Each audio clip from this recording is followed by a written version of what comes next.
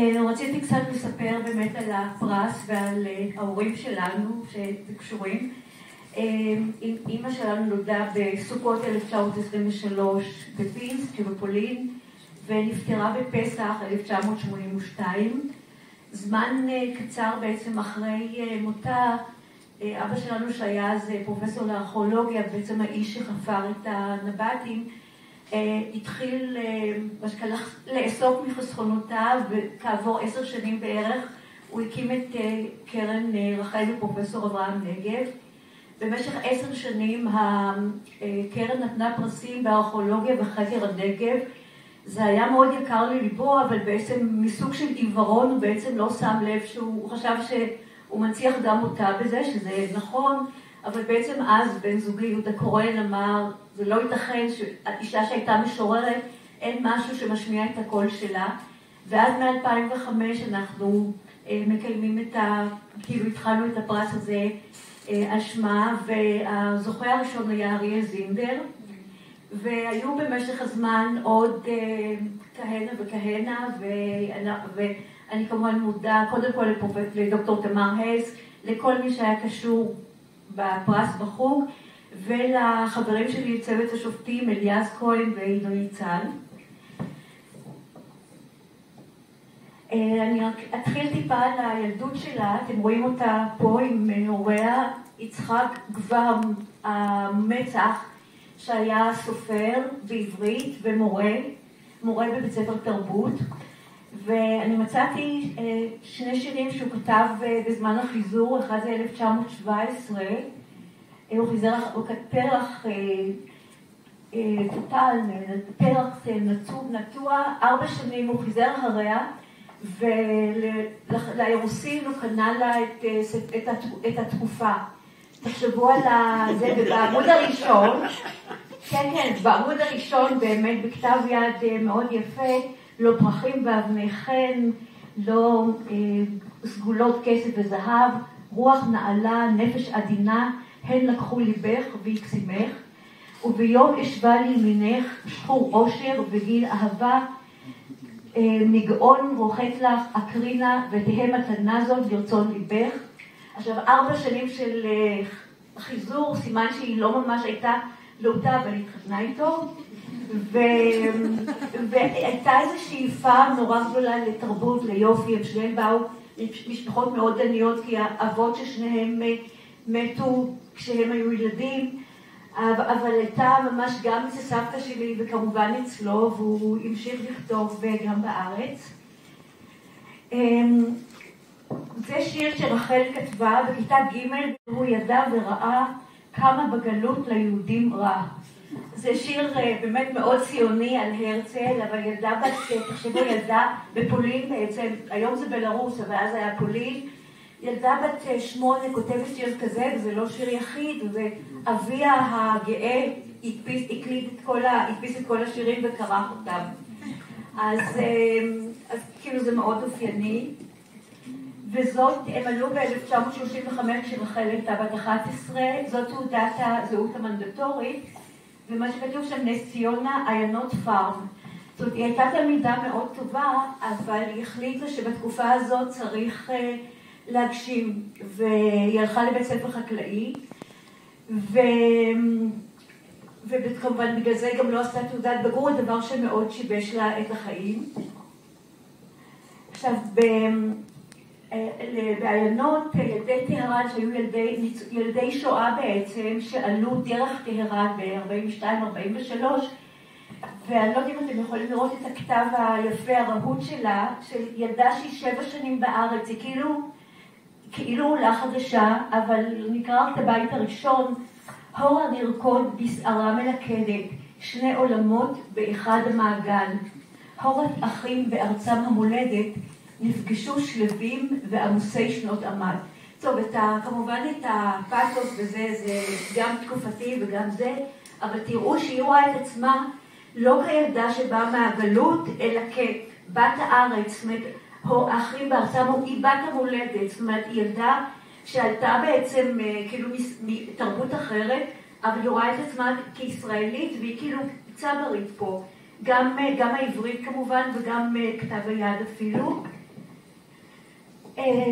ואז ב-46 45 הגיע לקיבוץ רביבים, אברהם, לימים אבא שלי היה שם כבר ממש מהראשונים ב-43, הם נישאו ובמקום מסיבה נתרמו 100 עצים ביער וינגייט. אני מניחה שהיער כבר נשרף מזמן, אבל בכל זאת זה מראה. וגם ברביבים היא כתבה שירים מאוד ציוניים, כמו השיר הזה על הרצל, יום יבוא והמדבר הגדול יחוג בשבעת לבלובים. כל השירים האלה נמצאים בפרויקט בן יהודה. אז צריך רק להקיש את שמה, אז הכל נמצא שם, ולכן אני לא אקרא. עכשיו הם חיו שם בערך שנתיים ביחד, ושנה אחרי הנישואים, כאן זה אברהם, ברביבים 1946, במדי נוטר בריטי, הם היו, הבריטים שילמו להם, של חברי הקיבוץ, בעצם לשמור, זה היה כמו משטרת היישובים, למרות שהם היו חברי הקיבוץ, אז לכן הוא שם, וכבר אז הוא ניהל רשימות על השיטפונות שבנגב, הוא אסף חרסים, הארכיאולוגיה הייתה תחביב שלו, וביוני 48 הוא נפצע ואיבד יד ימין. עכשיו, התוכנית שלו, הם לא רצו להישאר בקיבוץ, זה הייתה 10 שנים לתת לארץ ישראל, ואז הוא התכוון ללמוד רפואה, בעצם הוא רצה להיות מנתח מוח, כמובן שזו פציעה משנת חיים.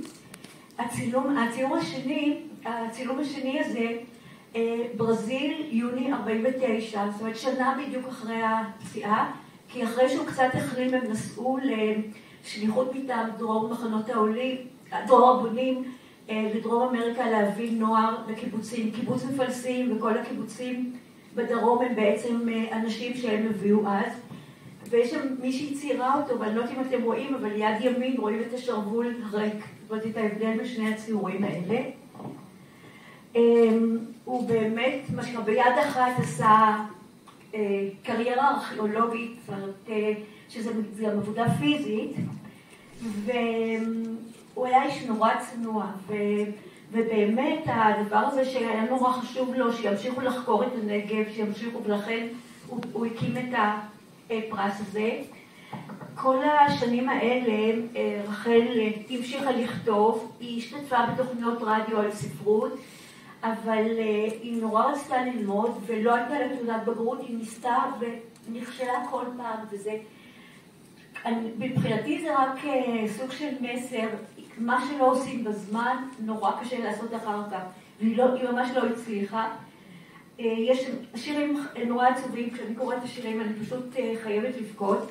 למשל, סופר היה עושה פה משהו, זה רק קטע מתוך שיר. אי אפשר חיי יחידיי, הוא יכתוב במשפט סיכום אחד, וכך בציפיית אין קץ, כצל עובר, חלפו חייה. היא הוציאה 2 ספרים, כמו שכתוב בלב שהספר הראשון יצא ב-68, וכוכבים בוכים 10 שנים אחרי, ולשמחתה ולמזלה, האוניברסיטה העברית החליטה שאנשים כמוה שלא הצליחו להשלים את לימודיהם בגלל נסיבות כמו מלחמת העצמאות, יאפשרו להם ללמוד שנה אחת, ואם הם יצליחו הם יוכלו להישאר. ככה בגיל 48, 49, היא התקבלה, היא למדה ספרות עברית, וסיימה בעצם בהצלחה רבה, וגם התחילה תואר שני, אבל כבר הייתה חולה בסרטן, וב-82 נפטרה, בת 58 וחצי. וזה השיר, היא לא כתבה בכלל על המחלה שלה, בעצם השיר היחיד שקצת מדבר על המוות, זה השיר הזה שלווה, ושמנו אותו על עטיפת הספר שהוצאנו אחרי מותה, להיות עננה לבנה שותה אור. וזה דף היוצר שלה. ומבחינתנו, זה שבכלל הפרס קיים, ושהיא תמיד ידעה כמה קשה להוציא, היא קיבלה עזרה משר החינוך, מזלמן שזר, זאת אומרת, היא קיבלה, וככה יצאו בעצם 2 הספרים הראשונים שלה, וזאת אחת הסיבות שהחלטנו, כי אנחנו יודעים כמה שוק הספרים הוא קשה, אז לכן היה חשוב לנו שזה יהיה סיוע בהוצאת ספר שירה, ובאמת במשך ה-19 שנים האלה כבר התברכנו בהרבה. מישהו מהשופטים, עידו נמצא פה? אני אתה תקרא. אוקיי, אז עידו ידבר על הזוכה ועל המצוינים לשבח שלנו. בכל אופן תודה רבה. אבל לפני שנה אני סיפרתי עליהם, ואז אמרתי, אתם רואים שהם היו אנשים שהושיטו את ידם כדי לתת ולא כדי לקחת. ואני הזהרתי אז, ככה אמרתי, אנחנו עם ממשלת הביזה והביזיון, זה היה ביוני לפני שנה, במהפכה המשפטית, המשטרית, אף אחד לא שיער את 7 באוקטובר, בעיניי זה די ברור שאלמלא בינואר 23 התחילו במהלכים האלה, לא היינו נמצאים היום במצב הזה, ולכן חשוב שכן לקדם אנשים שרוצים לתת ולא לוקחים 18 מיליון שקל מהתקציב הספריות הציבוריות, ובאותו יום עצמו מעבירים 18 מיליון להילולת הבבא סאלי. זאת אומרת, אנחנו לא בביאור הבערות, אנחנו בקידום הבערות, אולי כי יש לזה, זה טוב מבחינה אלקטורלית לאנשים מסוימים. אז אם כולנו כאילו נפעל לכיוון הזה, כל אחד בצורה שלו, זה הדבר היחיד שאפשר, זה הדבר הכי טוב שאפשר לבקש. תודה רבה.